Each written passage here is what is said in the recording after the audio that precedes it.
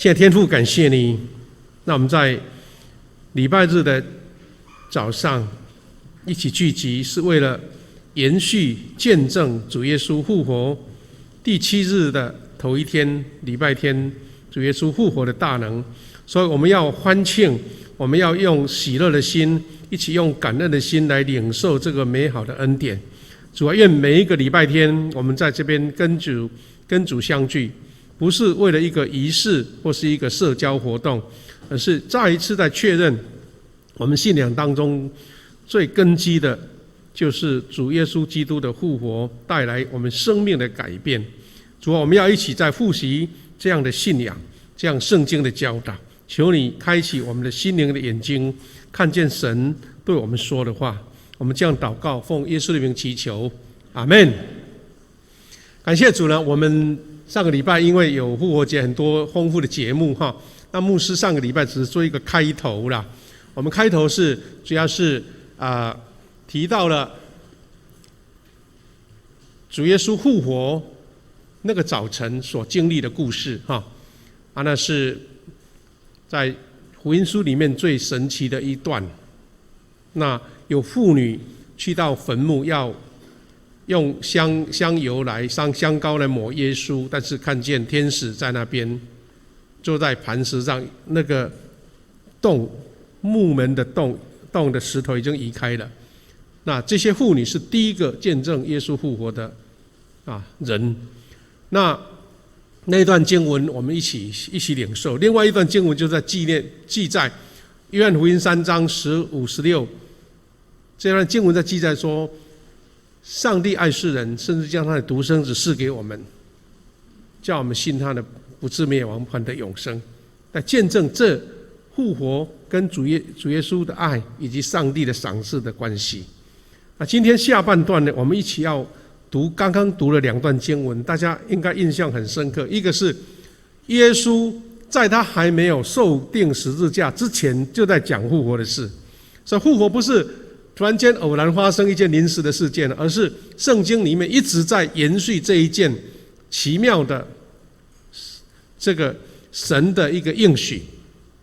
那这个复活的事是因为有一群撒都该人要来找耶稣的茬了，就对，我们说一起来找茬就是这样子。他就专门要跟耶稣辩论的，耶稣怎么样回答他？那就是刚刚我们读了第一段经马可福音的故事。那第二段呢，反倒是耶稣复活一段时间了，耶稣已经升天了。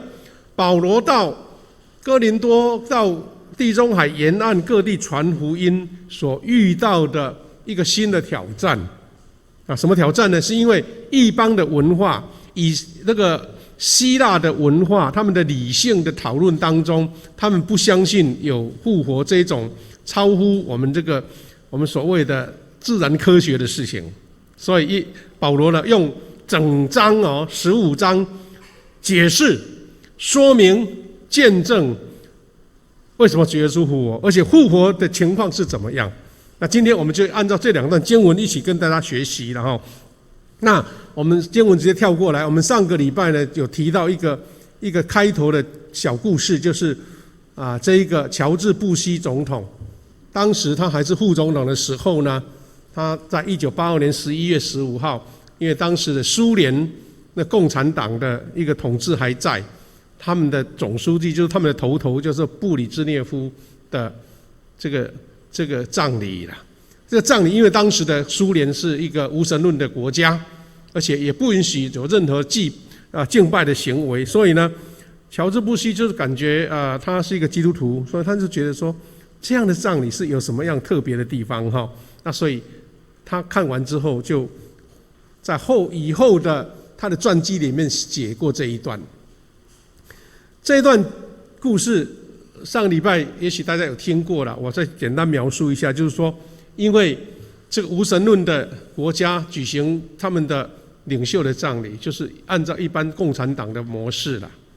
但没想到最后他的布里兹涅夫的遗孀太太出来做致敬的时候，他竟然拿的不是代表共产党的那种装饰，而是拿了一朵百合花，象征复活。就放在布里兹涅夫的遗体的上面，然后还做了祷告，祷告完还按照东正教的传统，就是画十字架，有没有哈？画那个身体的十字架。哇，在场的人就有一点类似惊讶，因为他们没想到他的太太会有这种动作啦。但是在现场也有很多可能暗中是基督徒的，或是他本身就认同这样的信仰，他也这样子一起在这边做祷告，一起做画十字架。所以布希他就是看了这个故事之后呢，他就呢写了一段他的感想哈。做了一个总结，他说，在人们以为基督信仰已经死亡的土地上，我看见复活的信仰正在苏醒，复活的信仰正在苏醒。我记得呢，这个苏联瓦解之后呢，他们很多联邦共和国都各自独立了。当时呢，包括我们台湾也有很多，包括在美国的华人很多人都跑到苏联去传福音呢，还在那边设立神学院，训练他们的那个师资啦。那可见说，信仰即使在那么极端的残酷的一个镇压的行为之下，信仰还是像百合花一样开出美丽芬香的花朵。好，那这样的故事一个引导是在想说，这个信仰的能力不是人能够压制到的。那我们回到第一段经文，就是有一群撒都该人来跟耶稣辩论哈。那辩论的事情有一点无厘头了，因为撒都该人竟然拿一种很特殊的社会情境要跟耶稣辩哈。那当时的以色列人，我们知道以色列人在那当中也有一些不同的派别，他们的犹太教里面哈，一种代表最出名就是法利赛人，第二种是爱色尼派，第三个就是我们今天看到这个撒都该。那有一些描述说撒都该是什么样的身份呢？他们就是出生于祭司家庭啦，算是上流的阶层，但是呢，他们比较依附那些权力者所以呢，跟罗马政府有一些勾结，因为他们可以得到一些利益。换句话说，他不只是有点像法利赛人类似，法利赛人他们本身的自命清高，那跟这些宗教团体都搞得非常的很有他的影响力。那在社会上也是要让人家尊敬的感觉哈。那撒都该人也是类似的，不过撒都该人他们呢是社会里一群比较小群的，而且是比较富裕的，所以他们有一点看不起这些平民百姓。不过他们最大的特色是他们陶醉在世俗的价值观，表面上是很虔诚的祭司的传统，但是呢都是行礼如仪啦。但是呢，真正他们在信仰上，他是否定超自然的事物。换句话说，把整个信仰看成一种礼仪，看成一种制度，看成一种规章，但是对信仰的生命就否定掉了。所以撒都该人就提出这个很奇怪的言论。我们知道摩西的律法在旧约的圣经我们都很了解这个故事啦，但是他举出一个很特殊的一个例子，就是说以色列人的这个家庭呢，如果老大呢过世了，他的太太没有生小孩，那老二要娶她为妻，他目的是为了要让他的长子有后代哈。那他就养这个例子说，哇，7个兄弟都跟这个寡妇结婚了，没想到都死掉了，连寡妇也死了。好，他就用这个话来刺激耶稣说，那这样的话，将来复活，你说有复活，那复活是到底他是谁的太太啊？要怎么分呢？哇，大概是这种很极端的例子，竟然拿来当这个话题哈。那撒都该人讲的是他们的传统没错哈，因为摩西的律法，大嫂若是过世呢，大嫂如果先生过世，他就要娶她是让哥哥有后代因为当时呢，其实妇女如果成为寡妇是非常等于是在社会的情境很危险，因为她几乎没有一个依靠不像现在的妇女，她可以自己独立而且非常有自己的社会的一个价值，跟自己的这个赚钱能力照顾家庭现在单亲妈妈特别厉害，她自己能够照理一切了。我当时的时代是，如果是寡妇的话，就是成了落入一个绝望。所以撒都该人用这种诡辩的问题是要考倒耶稣，他不是诚心想要了解，但耶稣也没有动气啦，没有否定他们这种还有一种不像话的问题，反而怎么样呢？他把它当成化解人们对复活误解的机会，借此来教导复活的真正意义。所以耶稣在其中的一节经文回答，点出撒都该人他们的盲点。第一个盲点是他们不明白上帝的话。这段经文那我们可以看见说，他们为什么会不明白上帝的话？我们知道现在我们有所谓的现代的撒都该人，意思是说，很多基督徒他虽然上教会，参加聚会很多活动，唱歌也唱得很棒各样活动都很参与，但是呢，没有真正复活的信仰。那他只不过参加一个社团，参加一个活动，信仰生命是死的。撒都该人就是这个代表。所以撒都该人呢，虽然相信上帝，也研读圣经，很熟悉摩西的律法，但是呢，这样的人却否定复活，误解复活，很奇怪他们一方面熟悉圣经，但是他们就是曲解了，他们把上帝的能力压制在那个条文规章里面。所以主耶稣指出他们不信复活，对复活有误解，最主要的原因在12章24节耶稣讲的话，他说：你们错了。为什么呢？因为你们不明白圣经，也不知道上帝的全能。两个主要的状况，一个是圣经读不懂，第二个是对上帝的能力你自己把它限制住了。这是耶稣的回答。那我们都知道，撒都该人他们虽然遵从摩西五经，强调跟耶稣质问的是说，摩西也没有讲到复活的事意思说在字面上没有讲到这个所以撒都该人用这种话来挑战耶稣说，那你凭什么叫我们相信这个是等于是他的抗辩就对了。那耶稣怎么回答他呢？在12章的26节，耶稣这样回答说：关于死人复活的事，你们没有念过摩西书上所记在那荆棘燃烧的故事吗？看起来耶稣回答这些撒都该人他也要用圣经回答他们要挑战耶稣，耶稣也同样回答他。那这一段经文有讲到复活吗？他等于又再一次挑起撒都该人他们自己觉得说，哇，耶稣讲的这个是不是话中有话开始就产生一种敌对这个一种智能的一个互动彼此的一种挑战的意思了。那摩西，上帝对他说：我是亚伯拉罕的上帝，以撒的上帝，雅各的上帝。看起来是一段非常平常的描述的话语。撒都该人他们也知道这样讲但是他不了解耶稣讲的。耶稣讲说，他的意思是什么？上帝是活人的上帝，不是死人的上帝。你们完全错了。看来我们如果从那个人类的角度来看，亚伯拉罕、以撒、雅各他们就是一个家族的关系，有父子的关系但是呢，从上帝来看，他们不是看他们父子，他们是看他是生命的单独的个体。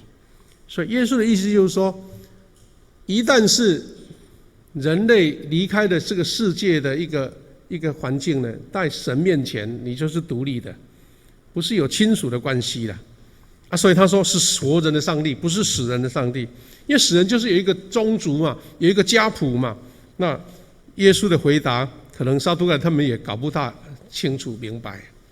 但是我们可以另外从一个角度来看见说，刚刚说亚伯拉罕的上帝，对不对？信心之父亚伯拉罕他的一生，他也经历到复活这样的一个属灵的教导。从两个方向讲。第一个是上帝对亚伯兰讲的：“我是给你儿子。”我们都知道亚伯兰当时已经是超过了那种生育的年龄了啦。从人来讲，他的生的门关掉了，对不对？生命的门关掉了，那也是死的一种啊，因为不能生就是死啊。那上帝说我要赐给你儿子，就是一个暗示。上帝说怎么样？我是全能的，在我怎么有不可能的事呢？意思是说，上帝能够让无变有，让死变活，这个都是亚伯兰他的信仰当中经历的一环。我们知道现在台湾也经历到这种挑战，因为我们现在孩子的出生率下降，那我们国家也很担心说年轻一辈人越来越少怎么办那所以呢，因为现代的妇女呢生育比较少那个生孩子数量越来越少，而且又晚婚，所以常常会发生一种生育年龄过去的问题。那这些都是我们看见生命如果不是在神的掌管之下，人的能力是不足的。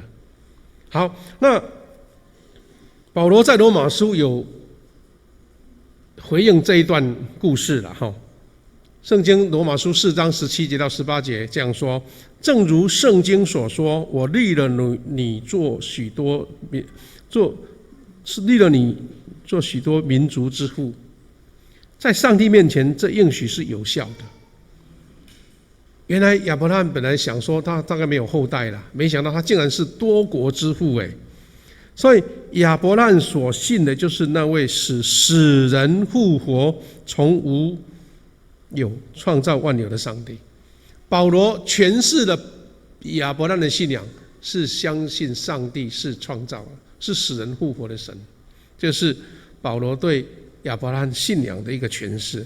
在18节这样说：在没有盼望的时候，亚伯拉罕仍然盼望，仍然信，因此成为许多民族之父。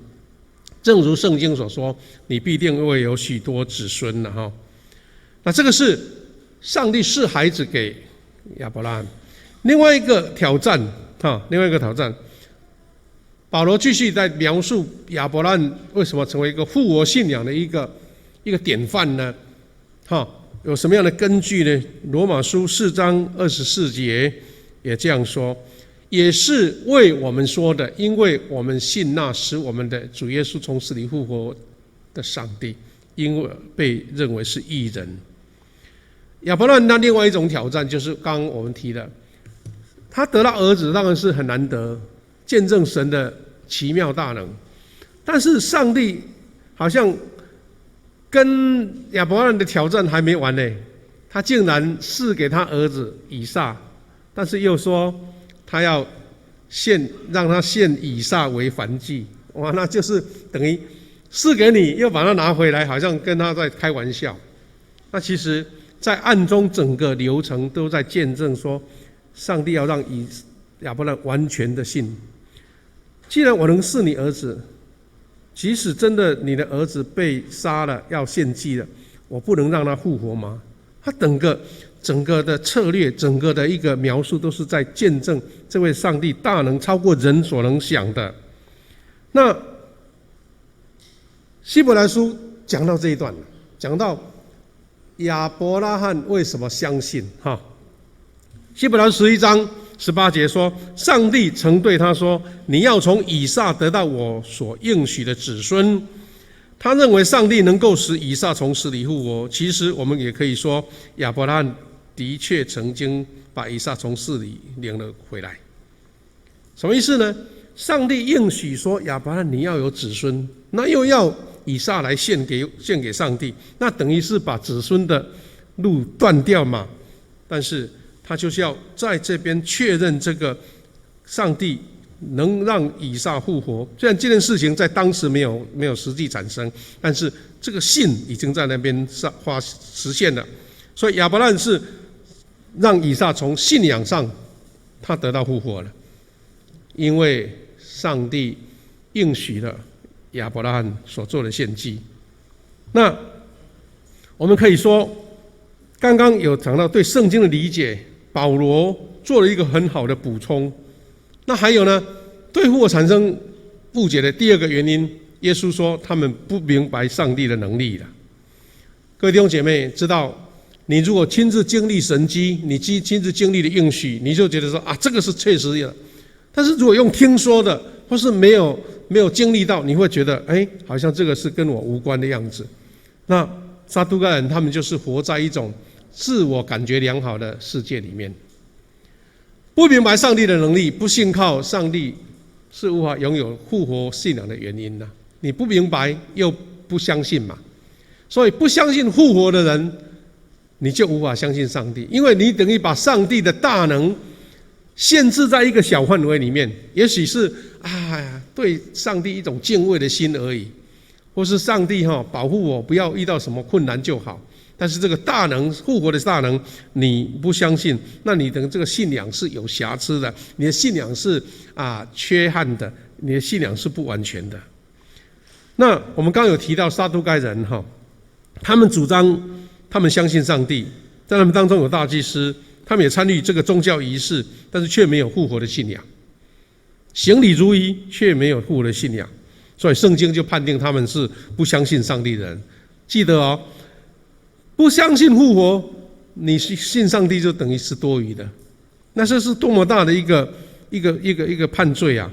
所以相信上帝大能的人，就是相信上帝的人，就是要相信上帝的大能，因为可以从这一段话里面去看到一个端倪，就是上帝的能力在创世纪1章1节显露说，太初上帝创造天地。那这句话如果你接受了，你后面上帝的能力，你就是一个完全顺畅的道路。如果我们对此深信不疑，就会有复活的信仰，因为创造都已经发生了，对不对？创造都已经来了，你后面的事情竟然不接受，那不是一种中断了吗？好，那创世纪1章的1节里面，他说创造其实就是无中生有。上帝既然在无的情况下来创造天地，那当然他能使死人复活，那是一个顺理成章的事情那这些当然用辩论的一定会产生一些没有对焦了好，那这边举一个例子就是日本一个很著名的科学家，也是神学家在那个明治维新的时代，一个叫内村健三，在1861年就出生了他在1930年就过世。他是个灵命很成熟的基督徒，他很小的时候就对英文非常有深入的一个领受，所以他很年轻就到美国去留学。那个时代真的是很稀罕的事了后来呢，他回到日本，等于是明治维新时代一种非常有影响力的那个思想家。他的有一个特色，就是他在日本一个名称叫做无教会主义他觉得他不是透过教会在影响，他是透过他的思想。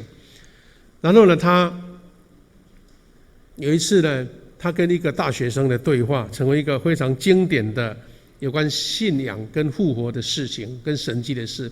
这是内村健三年轻时代的照片，这是他年老的时候那这位学生就跟老师应该蛮熟的，他就跟老师说：“老师，我想相信圣经，但是能否不要相信耶稣行走在水面，不要相信死而复活？耶稣的教导我都能接受非常好的，叫我们要爱别人，爱人如己，我都接受，但是不要相信耶稣行走水面，死而复活，因为这个是违背常理的嘛，违背常识的事情呢。我想大家，你的同学、你的朋友一定会这样讲。”但是内村健三就回答说：“你知道创世纪1章1节怎么记吗？那是全本圣经的1章1节了内村健三就是跟他轻松的回答。学生说：“我知道他叫做起初上帝创造天地。”他就回答说：“没错，上帝创造天地。创造难道不是神迹吗？难道不是从无生有吗？从无生有就是神迹啊！圣经就是从神迹开始的啊。然后他又问这个学生说：“你翻一下圣经最后一页，最后一段，新约启示录最后一句是什么？读一下，就是说，哦，是阿们，主耶稣啊，请来吧，这样子啊，阿们，主耶稣请来吧。”内村健三就回答说：“对啊，主耶稣使复活升天，他还要再来审判世人，这个不也是神迹吗？”他说，他做一个结论，他说：“这位同学，如果在圣经里面你把神迹都除掉啊，应该删的都删掉了，这个神迹啊不要看，这个神迹没有用。”他说：“那这样圣经只剩下封面跟封底，只剩下封面跟封底。那我们现在因为用电子档哈，我们现在都看不到圣经的皮啊，你们圣经都不在身上，对不对？啊，注意看你的皮里面啊，里面有没有神迹哈？所以他的解释的意思就是说，如果这边圣经不讲神迹，那这边圣经根本就没有用了，就剩下封面跟封底了。所以弟兄姐妹，我们一起要来学习，就是说我们是基督徒，我们相信主耶稣的救赎，但是这个真正复活的真理在我们生活上要显现。什么是复活呢？耶稣回答撒都该人，保罗也同样在解释给哥林多的教会。复活时我们用什么身体？大家不知道平时在聊天或是在小组讨论说，我这样的身体，我100多公分哈，我身体长得什么样？我这样的复活是不是这个样子啦？大家一定会很好奇去讲这些事情了。不过我们可以天马行空，但是我们要按照圣经怎么说哈？在经文里面，耶稣让我们了解复活的身体的真相啊，这个是比较正确嘛，不然你随便乱猜哈。好。耶稣说会像天上的使者一样，耶稣回答是说会像天上的天使，他说会像，而不是变天使。我们现在常常有时候在安慰有人失去亲人，对不对？特别是小孩子提早因为什么原因离开，说没关系啦，他已经到天上当天使了。这一句话是很好的安慰的话，没错。但是记得不是天使，因为天使就是天使，人就是人了。但是有几个特色，第一个是复活的身体，表示我们个人的特色会保留下来。所以耶稣说会像天上的使者一样嘛，所以呢，我们不同的类型，不同的创造物，但是人复活的时候，各种人的人格跟特色会被保留，这是圣经所说的。第二个回复是什么？复活的身体具有永远性，不是我们这个会老化、会损失、会病痛、会腐烂的身体，不是，它是有永远性的。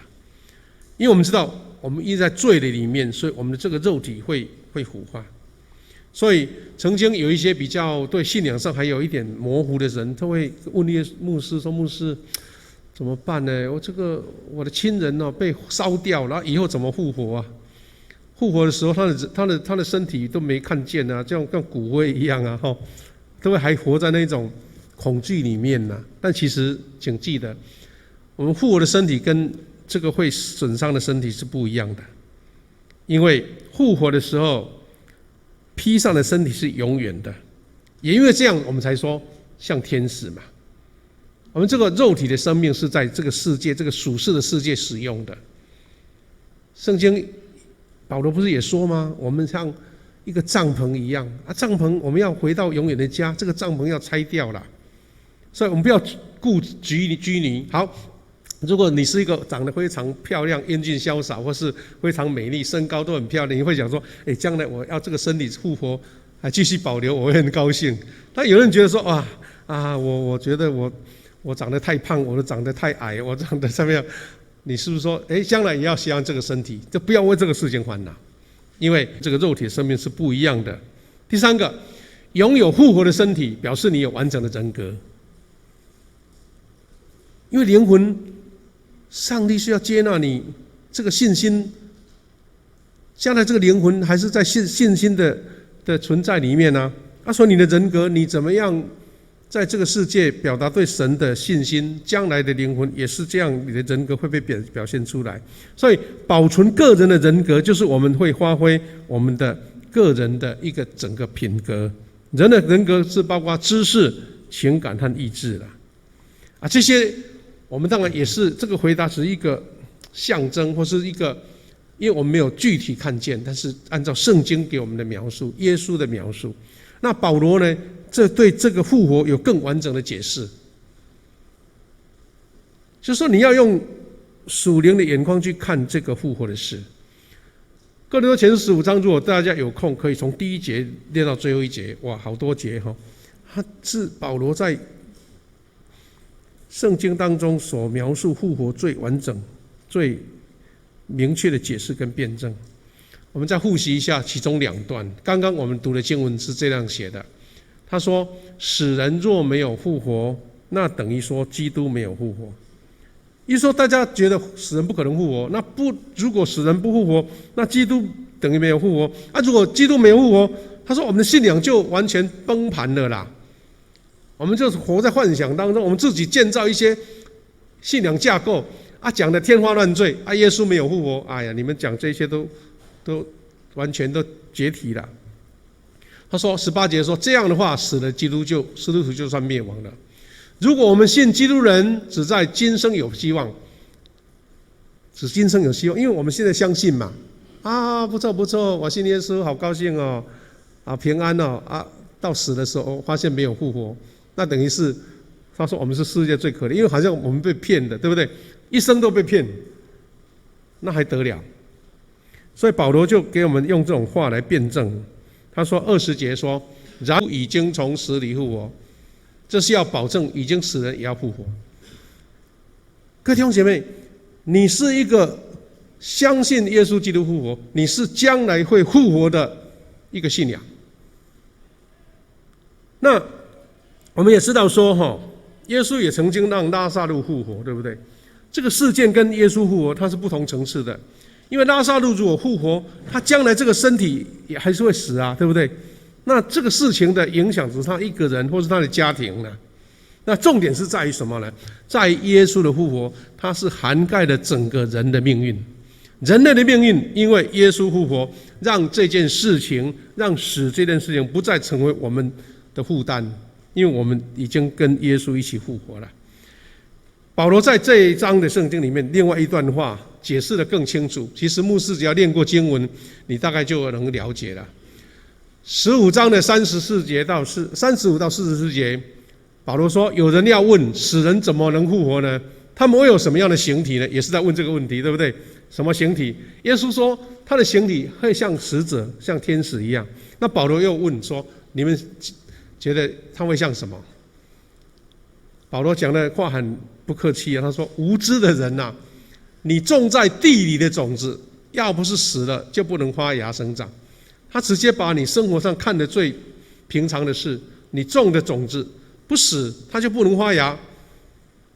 我们知道很多人在这个考古上研究说，在埃及的金字塔发现用陶瓮或是一个罐子里面装的，竟然有种子，已经4000年了，拿出来再重新放到土里面培养，有湿度，有太阳，有那个泥土，竟然又发芽了。那个生命，你看种子的生命还没有感动，那我觉得，那你就更不可能相信复活了，对不对？那保罗就是把它拉到我们生活上的这个实例来啊。他说，种子它如果不死了，就不能发芽啊。所以死是一个过程没错，但是后来的生命才宝贵。因为他说，你们所种的是麦子或是别的种子，都是一颗光光的籽粒，并是从那里要成长的形体。因为那颗种子你不可能想象到底将来会变成怎么样。我们知道现在很多世界的一些研究机构都会收取种子，对不对？种子库放在什么冰岛啦，那些寒冷的地方，把它放在安全的地方，因为怕说这物种灭绝的话怎么办呢？将来把这些种子再拿出来重新发芽，那种子跟后来要长出的形体，完全你没有办法看出是什么原因，是因为我们后来看它长出来才知道啊。包括我们的看见的毛毛虫变蝴蝶，当我们看见很多蝌蚪变青蛙，其实你都已经在生活上看见上帝创造的奇妙。那既然这些事情你事实上看到了，竟然没有办法去印证到说上帝有能力让一个人从死里复活，那就是觉得好像这个信仰有一点奇怪。问题在这里，他说18节，上帝照着自己的意思给种子一个形体，也使各样的种子有各样适当的形体。上帝分门别类的，各从其类的，各种动物的肉体也都不相同，人有人体，兽有兽体，鸟有鸟体，鱼有鱼体。40节说还有天上的形体，也有地上的形体。所以保罗讲的话已经很清楚了。我们在世界的身体，这个是帐篷，暂时用的，用了80年，或是100年。我们的王忠信牧师牧师嘛，昨天庆祝100岁，好，用了100年。但是请记得，天上的形体有一种美，地上的形体有一种美。我们说上帝创造我们是好的啊，我们要认定说创造我这个人是美好的啊，对不对？但只是说不同的形体而已。他还讲说，太阳有太阳的光辉，月亮有月亮的光辉，星星有星星的光辉，甚至这颗星和那颗星所放的光也不一样。好了，他用各种描述，植物啦、种子啦、形体啦、鸟类啦，都讲完了。42节，保罗说，死人复活也是这样，身体埋葬后会朽坏，复活后是不朽坏的。那你还不了解什么意思吗？那个会朽坏的，可能现代人用火化，已经把它化成泥土了。现在牧师已经主持过好几次了，5、6次的吧。在大内那边有一个执葬的，连骨灰用都不用了，一个纸袋装一装就放进去了。因为这是真的是按照我们的信仰，因为尘归尘，土归土啊！上帝从泥土创造我们，现在回去了，你还在拘泥在那个肉体的部分吗？属灵的肉体复活已经在天上了啦，所以这个问题让我们觉得豁然开朗。被埋葬的是丑陋衰弱的，复活的是完美健壮的。所以不要太拘泥于自己，不要太拘泥于自己。最后一节，被埋葬的是血肉的身体，复活的是属灵的身体。既然有血肉的身体，也就有属灵的身体。好像保罗不厌其烦，对不对？一再讲，讲了好多。有空大家可以好好的把这段经文分门别类，把它划重点把它做一个摘要。最后牧师要跟大家一起勉励是复活大能在我们当中生命中的显现那他讲了一个小故事啦就是说在美国一个教会的主日学，有一个智能发展比较迟缓的学生叫菲利普，他碰到的故事。那简单来说，他说这个菲利普呢，他跟同学大家相处的是不错，很天真因为很喜欢正经。